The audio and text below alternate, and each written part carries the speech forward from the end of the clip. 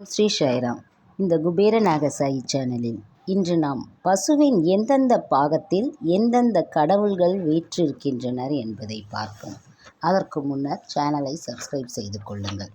பிரம்மதேவன் பசுவை படைத்தவுடன் அதன் ஒவ்வொரு உறுப்புகளிலும் ஒவ்வொரு தெய்வத்திற்கும் இடம் அளித்தார்.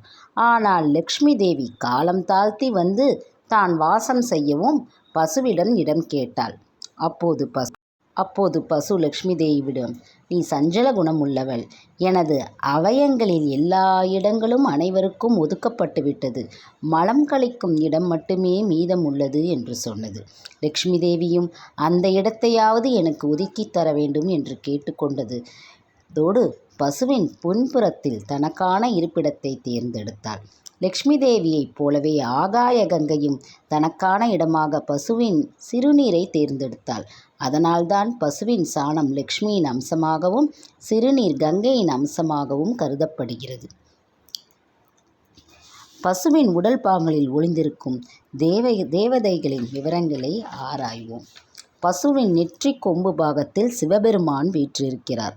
அது மட்டுமல்லாமல் சிவாஷ்டோத்திரம் சகஸ்ரநாமம் சொல்லி வில்வத்தினால் பசுவை பூஜை செய்தால் சாக்ஷாத் காசி விஸ்வநாதரை பூஜை செய்த பலன் கிட்டும் என்கிறார்கள் பண்டிதர்கள்.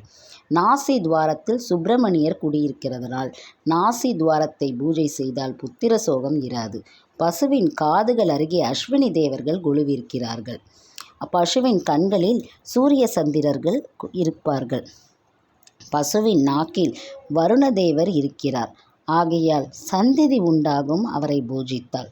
பசுவின் கால்களுக்கு மேலே உள்ள சரஸ்வதியை பூஜித்தால் வித்யா பிராப்தி உண்டாகும். பசுவின் வலது கன்னத்தில் யம தர்மராஜாவும் இடது கன்னத்தில் தர்மதேவைகள் இவர்களை பூஜித்தால் யமனின் தொல்லை இராது. மேலும் புண்ணிய லோக பிராப்தி கிட்டும். பசுவின் உதடுகளில் உள்ள பிராத சந்நியாதி தேவதைகளை பூஜித்தால் நமது பாபங்கள் நசிக்கும். பசுவின் கண்டத்தில் இந்திரன் உள்ளபடியால் இந்திரியங்களை அடங்கும் சக்தி ஏற்படும். புத்திர பாக்கியம் உண்டாகும். பசுவின் மடியில் 4 புருஷார்த்தர்களும் உள்ளன.